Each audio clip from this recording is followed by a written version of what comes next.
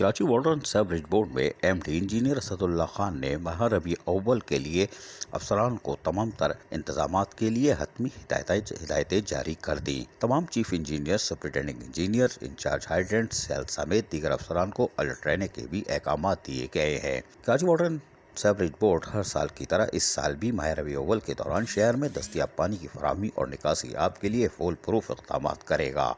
M D water board engineer Asad Ullah Khan نے مزید کہا کہ ماہ ربیع اول سے قبل شہر میں درپیش فراہمی اور نکاسی آب کے تمام مسائل فوری طور پر حل کرنے کے احکامات جاری کر دیے گئے ہیں۔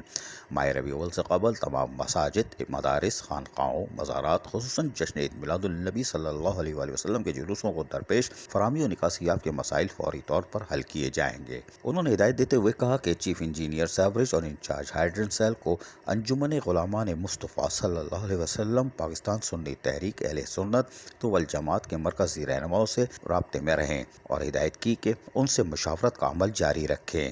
12 ربیع اول جشن عید میلاد النبی صلی اللہ علیہ وسلم کے مرکزی جلوس کی راستوں پر واٹر بورڈ کا عملہ جیٹنگ اور سیکشن مشینوں کے ساتھ الرٹ رہے گا۔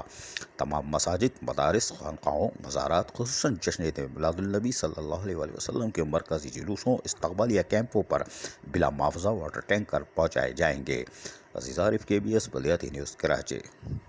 ایسی ہی خوبصورت ویڈیوز فیوچر میں حاصل کرنے کے لیے ریڈ بٹن پر کلک کر کے اور بیل آئیکن کو پریس کر کے ہم سب کے سبسکرائبر بننا مت بھولیے۔